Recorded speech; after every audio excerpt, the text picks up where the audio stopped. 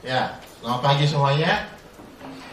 Ya, pagi hari ini kita akan belajar meneruskan dari seri bagaimana kita mengejar tujuan Allah. Tapi sebelumnya kita mau cerita dulu ya, bahwa ada cerita yang pertama. Dulu kakak punya teman SMA, ya kan?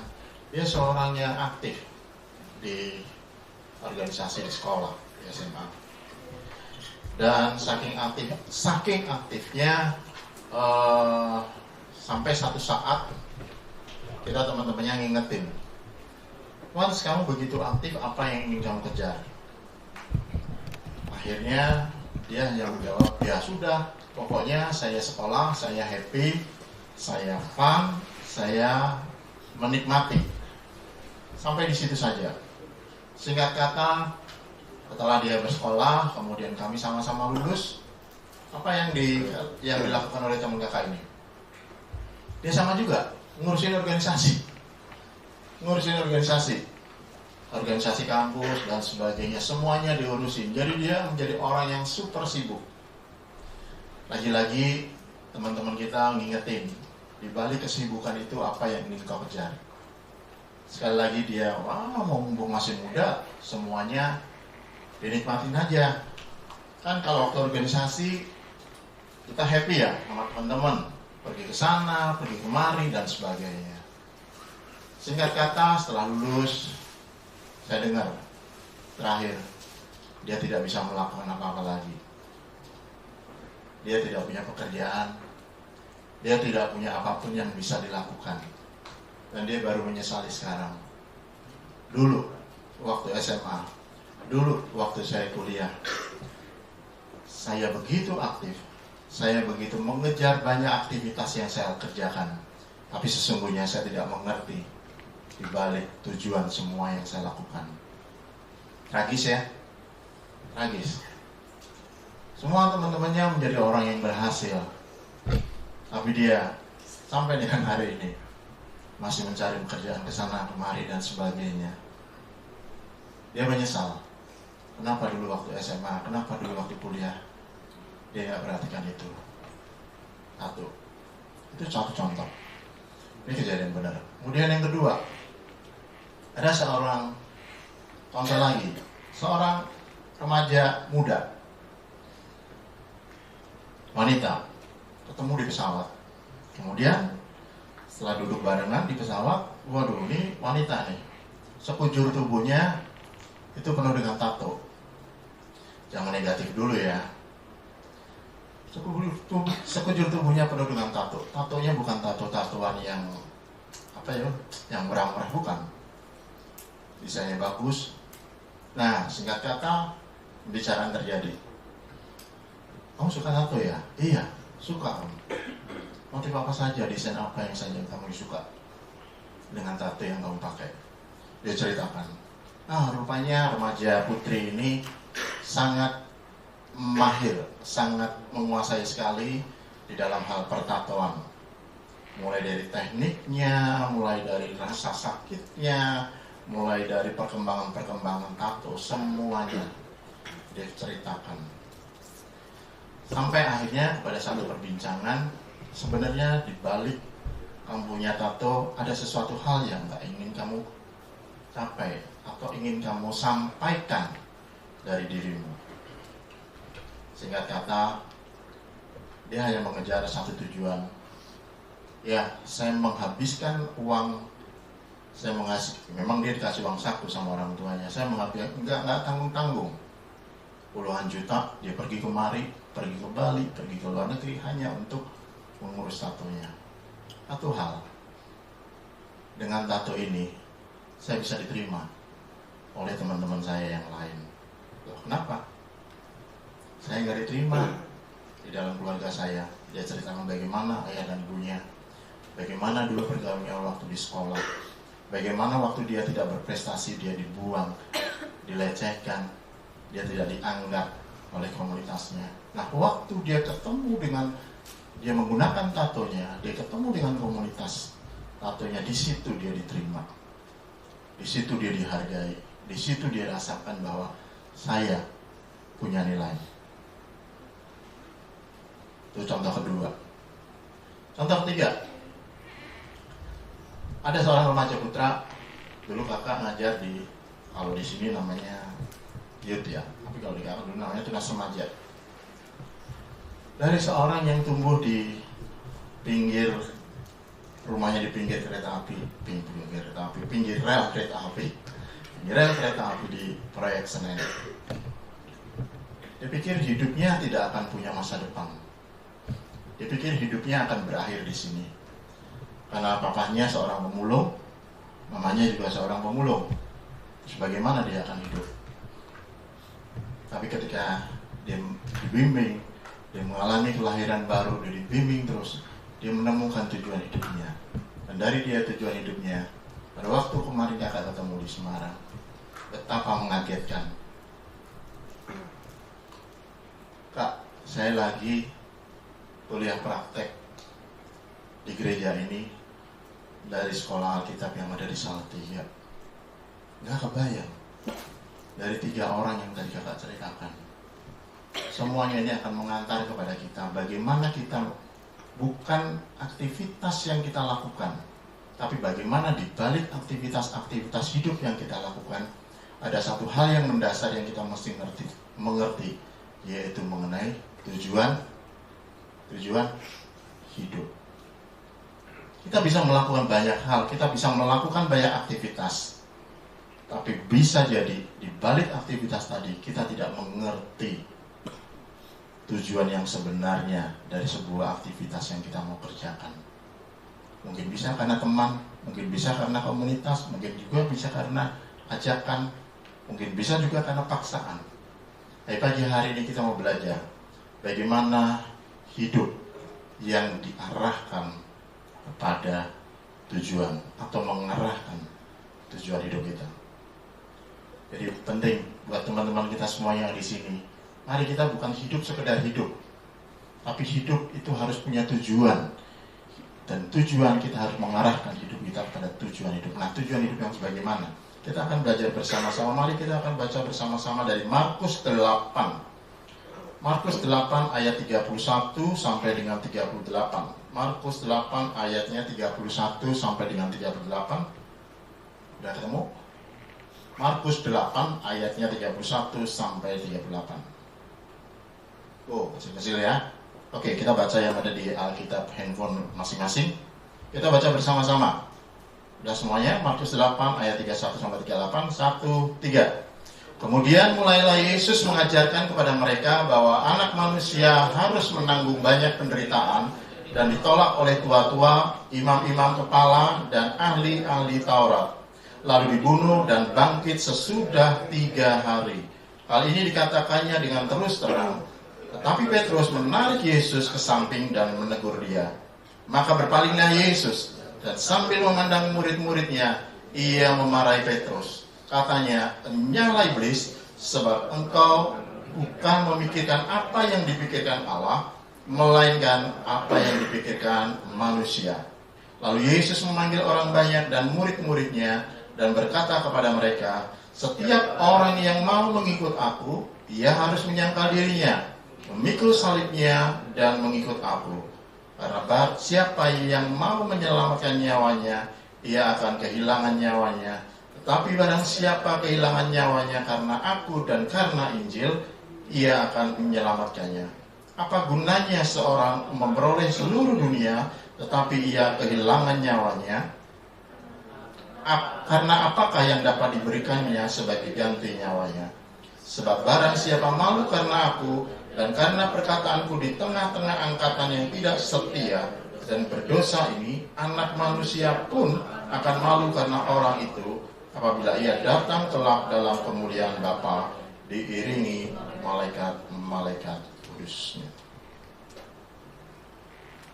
Ya, ini adalah pembacaan firman Tuhan yang kita boleh baca bagaimana pada saat itu Yesus menyatakan dirinya akan mengalami penderitaan, disalib, disiksa.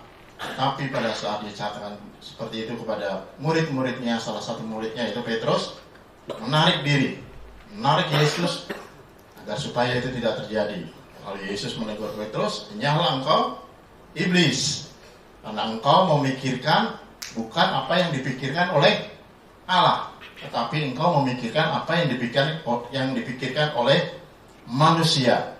Lalu Yesus katakan lagi, karena barang siapa yang mau menyelamatkan nyawanya, ia akan kehilangan nyawanya.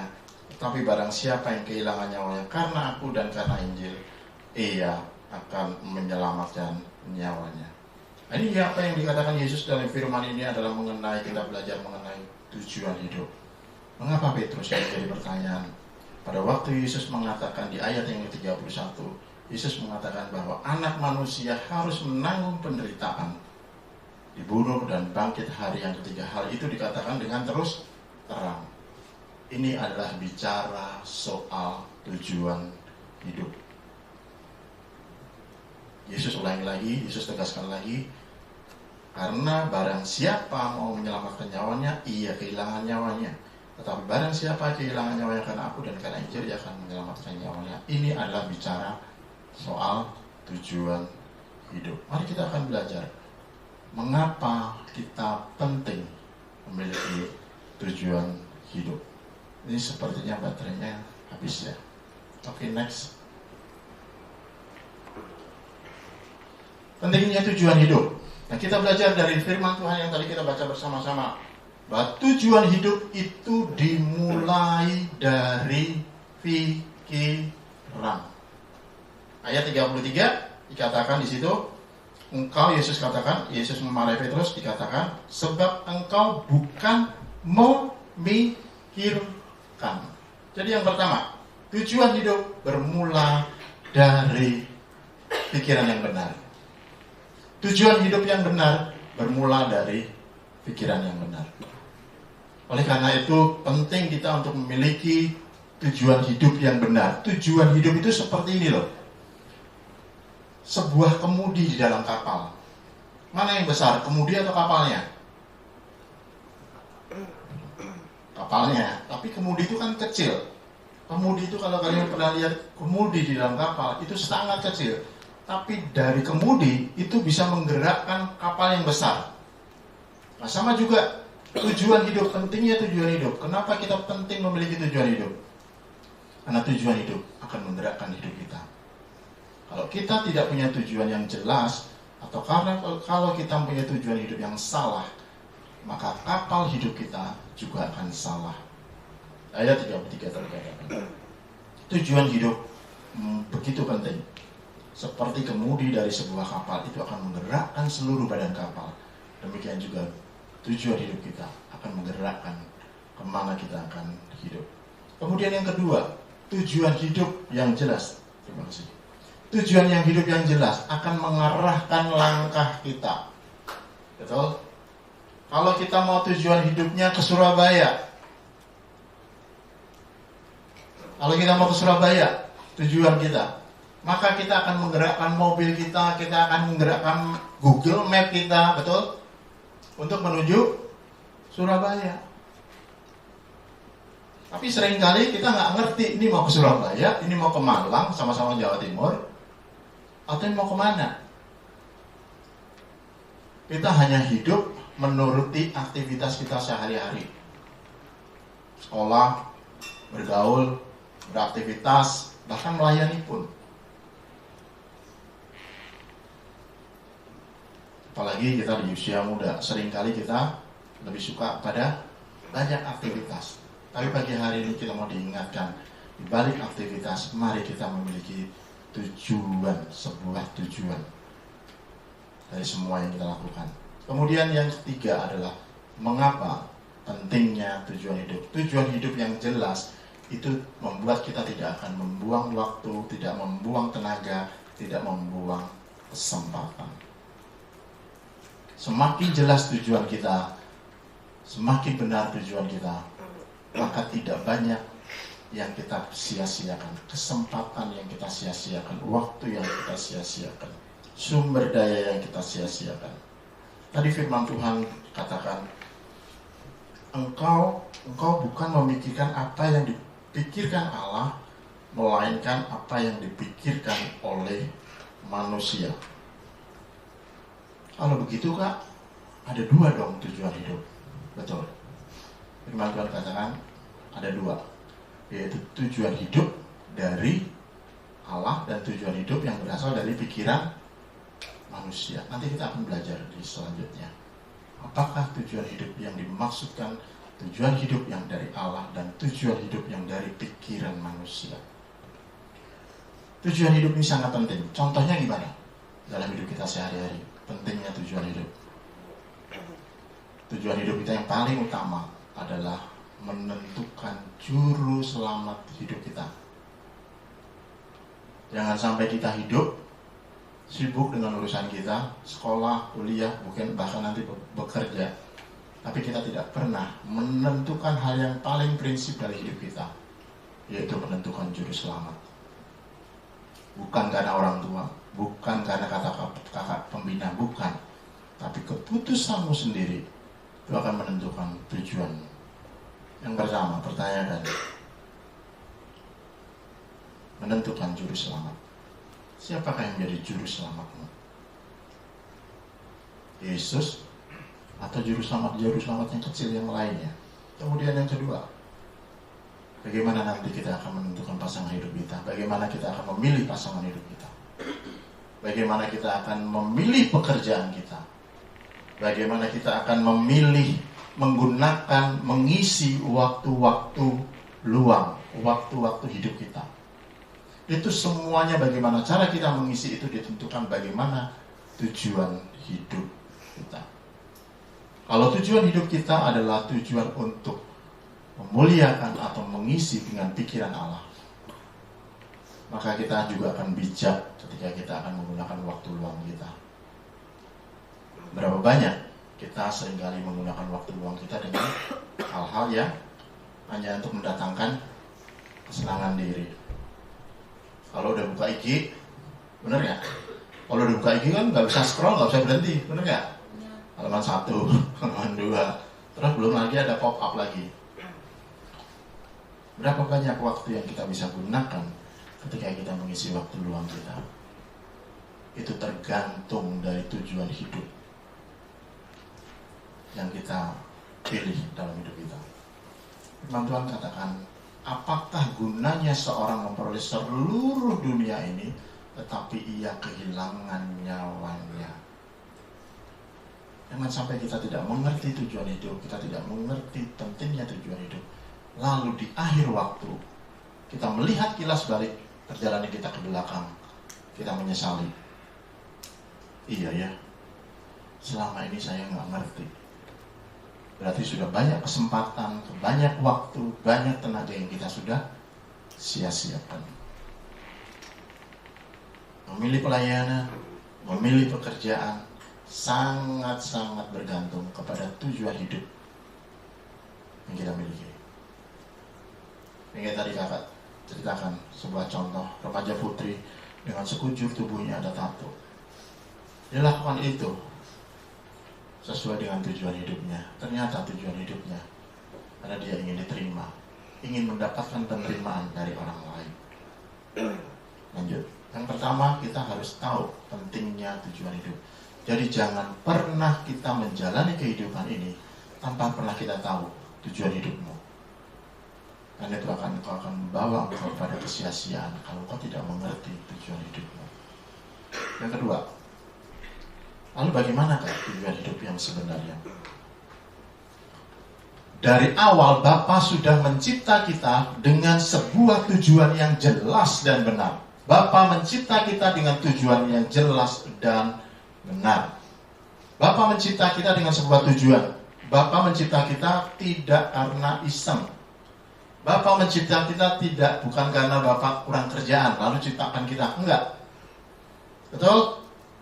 Tapi Bapa ciptakan kita karena satu tujuan, satu maksud, yaitu supaya kita menjadi serupa dengan gambarnya. Pernah enggak kalian tuh berpikir, kenapa kita semuanya ini bentuk hidungnya, semuanya lubangnya menghadap ke bawah? Tentu ada maksud. Enggak ada kan di sini lubang hidungnya menghadap ke atas? Ada enggak? Tentu ada maksud. Bapa aja ciptakan kita dengan hidung, dengan bentuk sedemikian rupa, ada maksud. Itu baru hidung. Pernah nggak kepikir kenapa mata kita dua-duanya di sini? di bagian tengah. Kenapa tidak yang di kiri dan di kanan? Seperti ayam. Kenapa? Ayo. Soalnya kalau di kiri dan di kanan, kita nggak berani jalan. Baru mau jalan, di sana ada mobil. Tapi di saat yang sama kita lihat di sana juga ada mobil, kita nggak berani jalan. Itu saja mencipta hidung, mencipta mata, ada maksudnya, ada tujuannya. Bapak mencipta kita dengan sebuah maksud. Apalagi Bapak mencipta kita utuh, itu pasti ada maksud. Maksudnya, kita tidak membaca dari ayatnya, tapi maksudnya adalah Bapak punya maksud, satu tujuan, yaitu supaya hidup kita itu akan mengerucut, yaitu menjadi serupa dengan gambar Allah. Serupa dengan gambar Allah, katakan bersama-sama, serupa dengan gambar Allah. Apapun tujuan yang kita punya, apapun aktivitas yang kita lakukan harus mengerucut, yaitu serupa dengan gambar dia. Kalau bukan tujuannya untuk serupa, mengerucut untuk gambar dia, berarti tujuan kita tidak jelas, berarti tujuan kita salah. Bapa saja mencipta kita dengan sebuah tujuan. Lalu kenapa kita hidup tidak punya tujuan? Seharusnya kita punya hidup, kita harus punya tujuan. Kak, apakah sampai penciptaan saja? Enggak. Karya salib Kristus itu merupakan bukti bahwa Bapa sangat serius untuk mengembalikan tujuan hidup kita kembali kepada tujuan awal, yaitu menjadi serupa dengan Dia. Ketika manusia jatuh ke dalam dosa, manusia menjadi kehilangan kemuliaan Allah. Tujuan hidupnya menjadi rusak karena dosa. Nah, ketika tujuan hidupnya rusak, ketika tujuan hidupnya menjadi salah, Bapa sangat serius mengembalikan tujuan hidupnya dengan mengirimkan Yesus mati di atas kayu salib, supaya tujuannya supaya mengembalikan tujuan hidup kita kepada tujuannya semula, yaitu serupa dengan gambar Dia.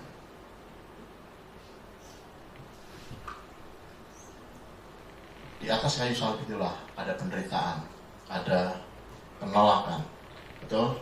Ada derita dan sebagainya. Semuanya itu Yesus lakukan supaya satu, tujuan hidup kita yang sudah rusak oleh dosa, tujuan hidup kita yang sudah salah oleh dosa, itu bisa kembali lagi mengerucut, yaitu menjadi serupa dengan gambaran. Tadi baru satu, pentingnya tujuan hidup.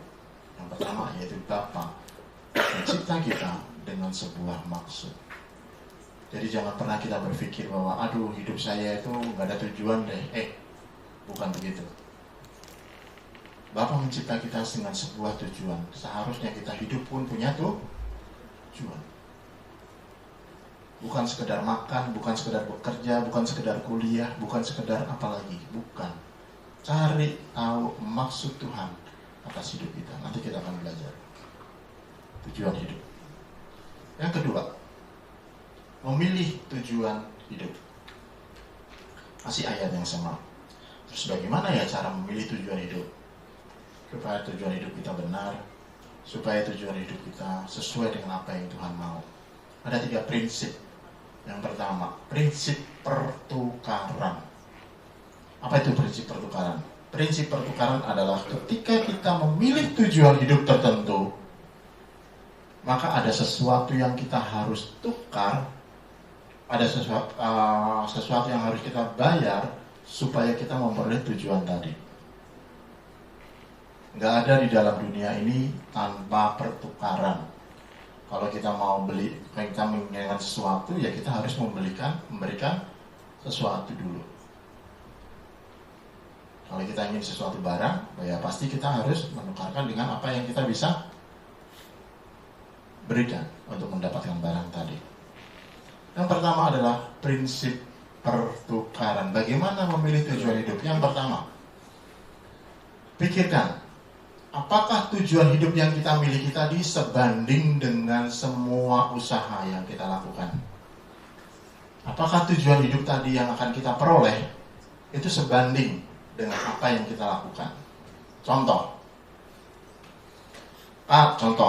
Kalau saya harus mendapatkan sebuah sekotak permen, tapi saya harus menempuh perjalanan ribuan kilometer untuk mendapatkan sekotak permen, itu namanya tidak sebanding. Ngerti ya? Tapi kalau saya ingin mendapatkan 1 kilo emas, dan saya harus berjalan atau menempuh perjalanan ratusan kilometer, kira-kira sebanding nggak?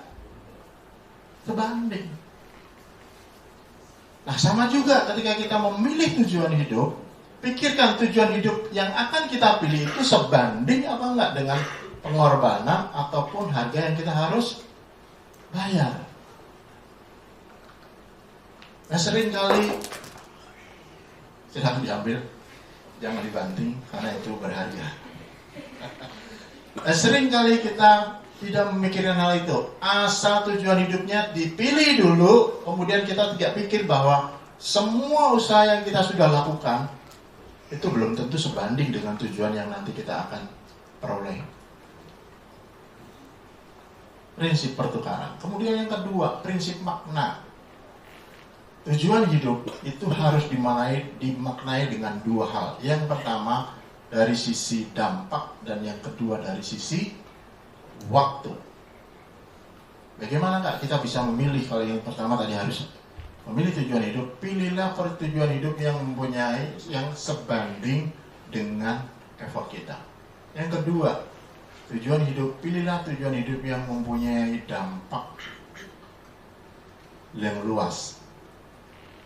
Bukan hanya buat diri kita, tapi buat banyak orang. Dari dimensi waktu, pilihlah tujuan hidup yang mempunyai dimensi lebih kekal. Bukan hanya untuk hari ini, bukan hanya untuk bulan ini, bukan hanya untuk tahun ini, bukan. Tapi mempunyai dampak yang lebih permanen, mempunyai dampak yang lebih lama, mempunyai dampak yang lebih kekal. Tujuan hidup. Kemudian yang ketiga, prinsip esensi. Ketika bagaimana kita memilih tujuan hidup, pilihlah hal yang paling penting di dalam tujuan hidup, yaitu seberapa jelas dan seberapa benar tujuan hidupmu. Bukan seberapa besar. Kak, saya mau jadi miliuner, itu seberapa besar? Bukan itu yang Tuhan mau. Tapi yang Tuhan mau adalah seberapa jelas dan seberapa benar engkau memiliki tujuan hidup. Di ayat 36 dikatakan, apakah gunanya seorang memperoleh dunia? Ini bicara soal besarnya, tetapi ia kehilangan nyawanya. Apa sih nyawa di sini? Nyawa adalah sesuatu yang paling berharga dalam hidup kita. Ini bicara soal semakin engkau harus menetapkan tujuan hidupmu itu dengan jelas dan benar. Jangan sampai engkau memperoleh semua dunia, berarti memperoleh semua yang besar, tapi engkau kehilangan yang berarti. Seringkali kita memilih yang besar daripada yang berarti. Saya ulangi, seringkali kita memilih, lebih mudah memilih yang lebih besar, belum tentu berarti. Firman Tuhan pagi hari mengajar kita bagaimana prinsip esensi, yaitu pilihlah tujuan hidup yang jelas dan yang benar. Nanti kita akan belajar. Ya, bagaimana memilih? Ada 3 prinsip pertukaran. Apakah tujuan hidupmu itu sebanding dengan apa yang kau akan kerjakan, semua effort yang kau kerjakan? Jangan sampai tujuan tadi tidak sebanding.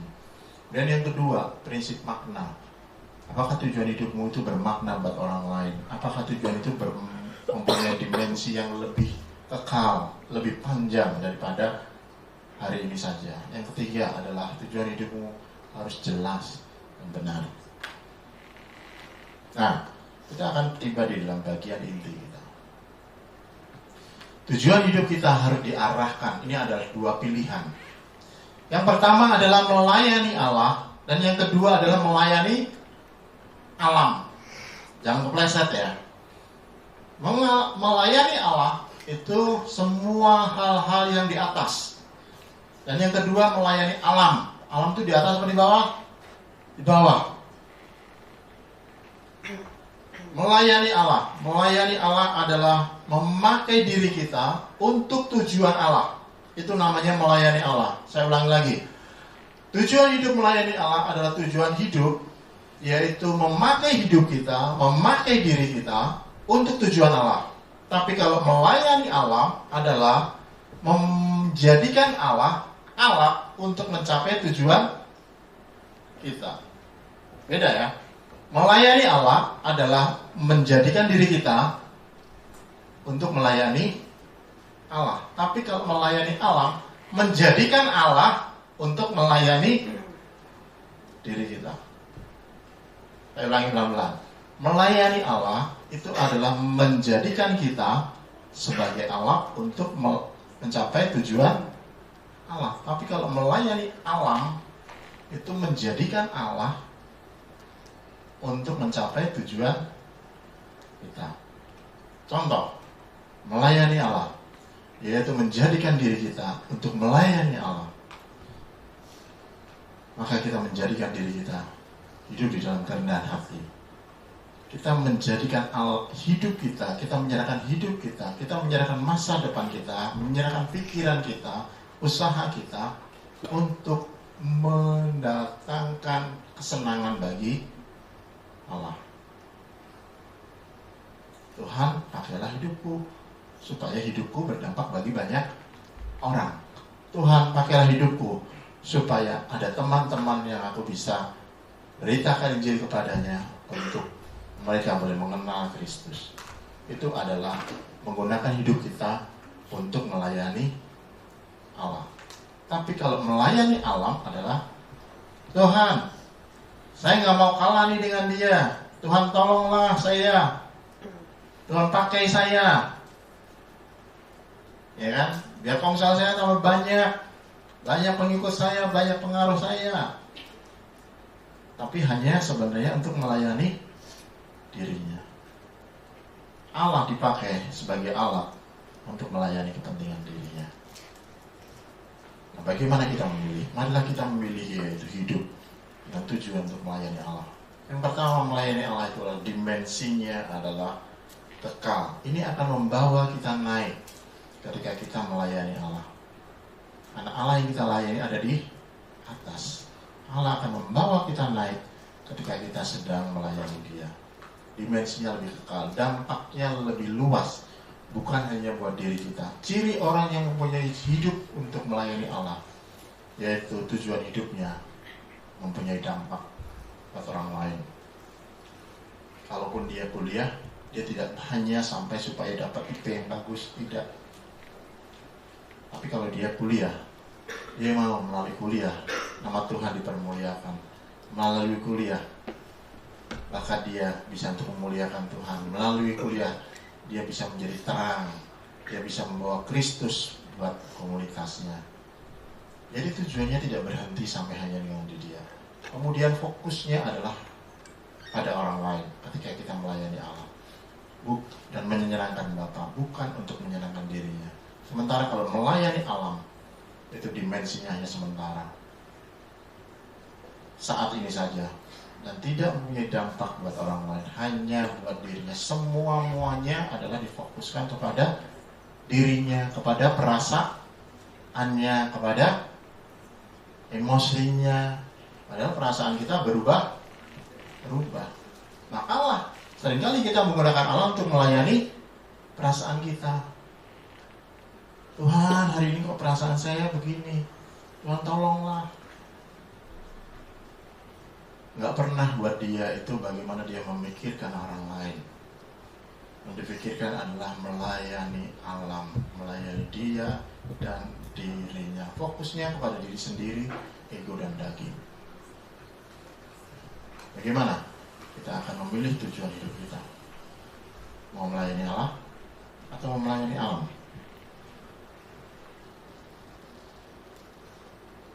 Seringkali kita berharap Allah menolong kita untuk memberi makan buat berhala hidup kita. Mungkin rasa aman kita selama ini dibangun dari prestasi. Nggak salah dengan prestasi, nggak salah. Kakak juga nggak katakan bahwa kamu nggak boleh berprestasi, enggak. Kita harus hidup berprestasi. Tetapi kalau rasa aman diri kita diletakkan karena prestasi kita, itu berarti kita sedang melayani alam. Berarti ya. Rasa aman kita yang seharusnya itu diletakkan kepada Allah. Sehingga ketika kita berprestasi, sehingga kita tidak berprestasi sekalipun biasa-biasa saja, kita rasa aman. Orang yang rasa aman, maka dia akan persisten dengan tujuan hidupnya. Tapi kalau orang yang tidak rasa aman tadi, dia membangun dirinya, salah satu contohnya ada di dalam prestasi, maka dia akan kejar prestasi itu akan habis-habisan. Dia nggak sempat mikirin orang lain. Yang dipikirin adalah bagaimana prestasi dia. Lalu kalian banyak dengar ya di berita-berita, dan kemarin ada di kantor kakak itu kebetulan orang Jepang ya. Jadi di Jepang itu sudah merupakan hal yang biasa buat seorang anak itu harus berprestasi. Karena tujuan hidupnya adalah untuk berprestasi. Harga dirinya dibangun untuk berprestasi. Kamu akan dihargai, itu kamu akan dihargai sebagai seseorang itu kalau kamu punya prestasi. Apa prestasi kamu? Di bidang seni, di bidang eksak, di bidang apa? Itu kamu akan dihargai dari situ. Itu prinsip orang-orang Jepang. Dan saya tahu ini karena teman kakak adalah bekerja berpuluh-puluh tahun di Jepang, dan kemarin dia ada di sini, dia cerita anak-anaknya bagaimana dia mendidik anak-anaknya harus berprestasi. Nah, yang menjadi masalah adalah ketika seorang orang tadi tidak berprestasi, dia merasa harga dirinya, dia merasa keberhargaan dirinya tidak ada lagi. Sehingga kalau saya katakan tadi, kalau kamu berdoa untuk apa? Ya, ketika berdoa untuk berprestasi, supaya saya berprestasi. Bukan berarti prestasi salah, enggak, tapi itu satu-satunya yang dikejar, dan itu membuat rasa aman dia. Bukankah ini juga menjadi, itu yang kakak maksudkan, menjadi berhala dalam hidup kita. Berhala itu nggak selalu harus patung, tapi berhala itu bisa menjadi konsep pikiran kita, cara pandang, paradigma kita. Itu adalah berhala kita, yang kalau kita tidak sadari, itu menjadi berhala. Dan sering kali kita meminta Tuhan untuk memberi makan kepada berhala kita. Berhala kita adalah penerimaan. Ini seharusnya kalian itu kan problemnya adalah eksistensial pribadi. Penerimaan. Salah satu problemnya. Bagaimana diterima di komunitas, bagaimana diterima di pergaulan. Itu adalah problem. Kalau kita tidak mempunyai menang atas seperti itu, atas berhala penerimaan, maka rasa aman kita letakkan di dalam penerimaan tadi. Saya merasa ada yang kurang loh Kak, kalau saya itu nggak diterima. Saya tuh merasa ada yang kurang loh Kak, kalau saya nggak punya kelebihan. Nah, itu merupakan berhala.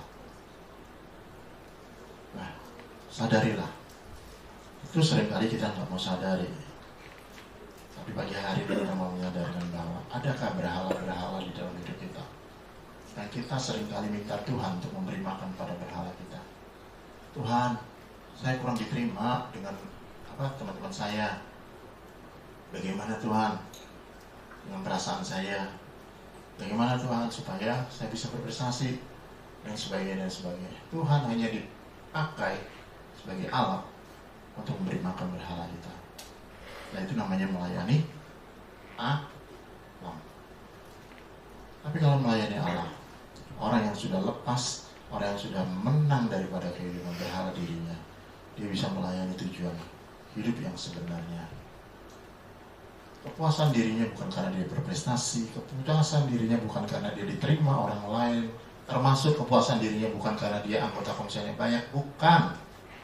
Tapi kepuasan dirinya karena dia tahu Allah sudah mengasihi dia. Dia tidak perlu membuktikan apapun kepada dunia ini, karena dia aman di dalam Tuhan. Sehingga karena dia aman, dia bisa mendefinisikan hidupnya untuk melayani Allah. Oke. Yang terakhir, yang terakhir adalah Lalu bagaimana kita bisa menjalani tujuan hidup kita? Ini problemnya. Betul? Kita tadi belajar yang pertama, bagaimana kita penting mengetahui, memahami bagaimana pentingnya tujuan hidup. Yang kedua, kita memahami bagaimana memilih tujuan hidup yang benar. Kemudian yang ketiga, bagaimana menjalani. Nah, perhatikan baik-baik, ini ada diagram yang saja yang simpel, yang Kakak berharap itu yang bisa menolong kita di dalam paradigma kita, di dalam pikiran kita. Yang pertama, bagaimana kita bisa menjalani tujuan hidup kita? Yang pertama adalah kasih karunia. Tadi Kakak udah jelasin di yang pertama, yaitu kasih karunia. Ketika kita menjalani tujuan hidup kita karena kasih karunia, bukan karena kekuatan kita, maka kita akan menjalaninya dengan penuh sukacita. Walaupun di situ akan banyak kesulitan dan sebagainya. Kenapa kasih karunia ini penting? Maka ibaratkan seperti ini. Siapa yang punya kebun anggur? Siapa yang punya kebun anggur diceritakan di Alkitab? Siapa yang punya kebun anggur? Kita atau Bapak? Bapak. Logikanya begini. Kalau Bapak yang punya kebun anggur, betul? Harusnya kita mempercayai kepada yang punya kebun anggur. Kita adalah pegawainya, pekerjanya. Berarti peralatan untuk kita bekerja di kebun anggur Tuhan itu disediakan oleh Tuhan. Harusnya disediakan oleh Tuhan. Terus ada enggak pemilik anggur, pemilik kebun anggur atau pengusaha yang menginginkan kebun anggurnya rugi? Ada enggak? Wah, saya mau buka kebun anggur, saya mau rekrut karyawan banyak biar saya rugi. Ada enggak? Enggak ada. Ya, sama juga ketika kita menjalani tujuan hidup kita, ketika kita tahu bahwa tujuan hidup kita adalah mengerucut kepada tujuan Bapa, maka kita yakin bahwa kekuatan kita, peralatan kita, kesanggupan kita, semua itu datangnya dari Bapak. Karena Bapak pengusahanya, nggak usah khawatir. Bapak itu pengen kebun anggurnya berhasil. Nggak ada kan yang mau rugi. Kalau dia nggak mau rugi, pasti dia akan campur tangan. Nah, seringkali kita tidak mau menggunakan, kita tidak mau hidup bergantung di dalam kasih karunia. Kita yang selalu bergantung kepada diri kita sendiri. Kita yang bergantung kepada pengalaman kita. Kita bergantung kepada kemampuan kita. Kita bergantung kepada orang tua kita. Kita bergantung kepada koneksi kita. Oh, saya punya kenalan sana, sini, sana, sini, sana, sini, sini. Enggak salah dengan network. Enggak salah dengan koneksi. Tapi ketika kita bergantung kepada itu semuanya, kita sedang tidak menjalani tujuan hidup yang Tuhan mau. Tujuan hidup yang benar adalah dimulai ketika kita bergantung di dalam kasih karunia. Dan yang kedua, tahu harganya. Kalau tadi Kakak ceritakan, kalau kita mau ke Surabaya, ya kita mesti ngitung-ngitung dong. Bener nggak? Tiket, mau naik apa dulu? Mau naik pesawat? Oke, tiketnya 1,3 juta. Mau naik kereta? Oke, tiketnya 700.000. Mau naik sepeda? Ya kan? Masih sedia handuk. Untuk ngusap keringet berapa kilo tuh? Ya kan? Baru bensinnya, kalau naik mobil, dan sebagainya, dan sebagainya. Ini kita harus tahu harganya. Artinya ketika kita mau meraih tujuan Allah, ketika kita hidup menjalani tujuan Allah, kita harus tahu konsekuensinya. Kita bacakan lagi di ayat yang tadi. Ini contohnya, ayat 35. Karena barang siapa yang mau menyelamatkan nyawanya, ia kehilangan nyawanya. Tapi barang siapa kehilangan nyawanya karena aku dan karena Injil, dia akan menyelamatkannya. Ini adalah contoh tahu harga. Waktu kita mengikuti Yesus, tahu nggak harganya? Harganya adalah kita harus siap kehilangan nyawa. Angkat tangan yang mau kehilangan nyawa. Nggak pernah ya kalau begitu ya. Nggak ada yang angkat tangan. Makanya nggak ditanyain. Tapi ini pertanyaan yang Tuhan katakan loh. Mengikut Tuhan, kalau mau menjalani hidup, menjalani tujuan hidup, ya tahu dulu harganya. Jangan main asal ikut. Nggak tahu harganya. Waduh, ikut Tuhan itu ternyata berat. Udahlah, mendingan saya balik ke percayaan yang lama. Waduh, ikut Tuhan itu ternyata saya dibilang sok suci sama teman-teman saya. Waduh, mengikut Tuhan itu ternyata saya dijauhi. Dan sebagainya, dan sebagainya. Loh, kamu nggak tahu selama ini kalau ikut Tuhan itu ada harganya seperti itu. Jadi mengikut Tuhan atau memilih menjalani tujuan hidup, pertama tahu harganya. Satu, harus kasih karunia, dan kedua tahu harganya. Kemudian yang ketiga adalah berani membayar harga. Kalau udah tahu harganya, tadi mau ke Surabaya, mau naik pesawat, ya berani bayar pesawatnya dong, berani bayar tiketnya dong. Jangan cuma ngeliat tiketnya, dilihat-lihat, terus kita bisa berangkat. Ya nggak bisa. Tiket itu bukan untuk dilihat, tiket itu untuk dibeli. Sama juga tadi ayat yang ke-35. Kalau kamu mau menyelamatkan nyawa, kamu kehilangan nyawa. Tapi kalau kamu kehilangan nyawa, kamu akan menyelamatkannya. Mau nggak kita kehilangan nyawa? Nyawa ini bukan dalam arti yang hurufiah kita kehilangan, itu bisa saja. Tetapi dalam banyak hal, di dalam nyawa kita itu ada seluruh hal yang penting. Pikiran kita, kehendak kita, dan sebagainya. Mau nggak kita kehilangan keinginan-keinginan kita, harapan-harapan kita, hanya untuk melayani Allah, bukan melayani alam. Kemudian yang ketiga, empat, berdaya tahan. Menjalani tujuan itu harus punya daya tahan. Ketika ada kesulitan. Waktu di Surabaya mau berangkat, pesawatnya delay. Nah lo, setengah jam, delay lagi, 3 jam, delay lagi, 10 jam. Punya daya tahan nggak? Kalau kita nggak punya daya tahan, kita bisa bilang, udahlah, saya nggak usah naik pesawat, saya batal ke Surabaya. Gara-gara delay. Itu artinya tidak punya daya tahan. Sama juga ketika kita mempunyai tujuan hidup yang benar, jelas di dalam Tuhan, kita harus punya daya tahan. Dari mana datangnya? Datangnya dari kasih karunia. Makanya tadi kakak bilang, sumbernya harus dari kasih karunia. Kalau sumbernya dari diri kita nggak akan punya daya tahan. Kita nggak akan berani bayar harga. Next. Kasih karunia. Apa itu kasih karunia?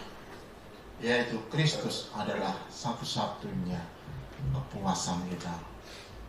Tadi katakan, di mana sumber kepuasanmu hari-hari ini? Apakah dari hobimu? Apakah dari prestasimu? Apakah dari orang tuamu sumber kepuasan? Ataukah dari Kristus? Kasih karunia Kristus yang merupakan kepuasan kita. Ketika kita menjadikan Kristus sebagai sumber kepuasan kita, kita tidak perlu mencari sumber-sumber kepuasan yang lain. Kita tidak perlu membuktikan apapun kepada dunia, kepada teman-teman kita, bahwa kita berharga. Tidak, karena Kristus sudah lebih dulu memandang kita sebagai berharga. Dan dua, tahu harganya. Kalau kita mau membangun sebuah rumah, kita harus tahu harganya. Nggak mungkin dong orang bangun rumah nggak tahu harganya.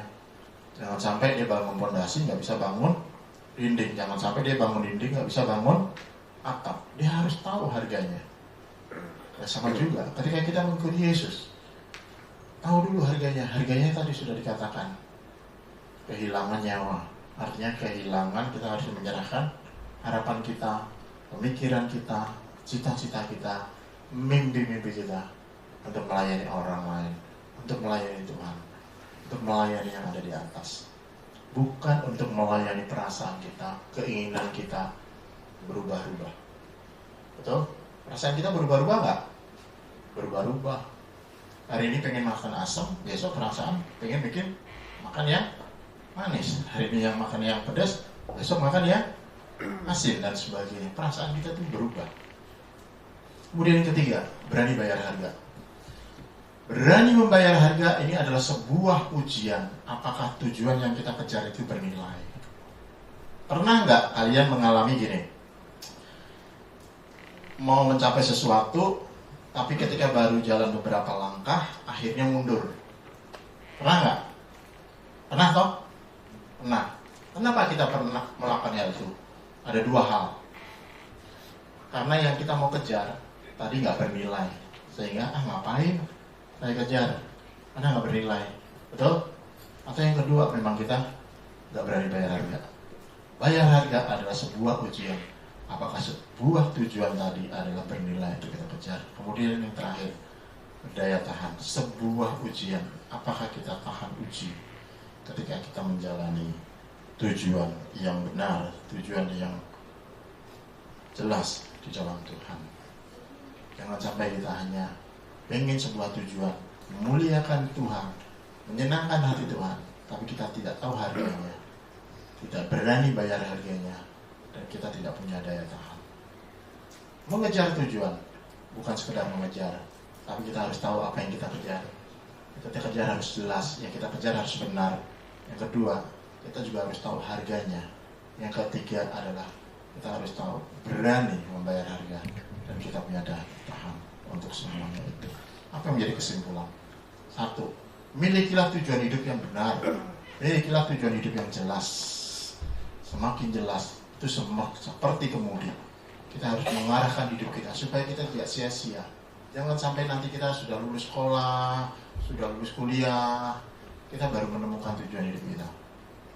Mumpung kalian masih muda, tujuan hidup kita harus jelas dan benar. Yaitu tujuan yang benar adalah memuliakan yang di atas, memuliakan Allah, bukan memuliakan diri kita, bukan memberi makan kepada berhala hidup kita. Kemudian yang kedua adalah kita memilih tujuan itu untuk melayani Allah, bukan melayani alam. Yang ketiga adalah hidup di dalam kasih karunia. Hidup di dalam kasih karunia itu akan membuat kita mampu untuk menghadapi semua kesulitan-kesulitan dan harga yang harus kita bayar untuk melakukan tujuan hidup Allah. Itulah menjadi renungan kita pada pagi hari ini. Mungkin agak sedikit berat, tapi kakak pikir ini adalah hal yang prinsip, hal yang paling mendasar, supaya hidup kita selagi kita muda, kita tidak menjadi sia-sia saja, tapi kita benar-benar tahu apa yang kita mau raih, apa yang kita mau kejar, apa yang menjadi tujuan hidup kita, sehingga kita tidak menjadi orang yang hanya sibuk dengan aktivitas kita, kuliah dan sebagainya, tidak bekerja dan sebagainya, tapi kita tahu alasan di balik itu, apa yang kita mau tuju. Mari tundukkan kepala kita.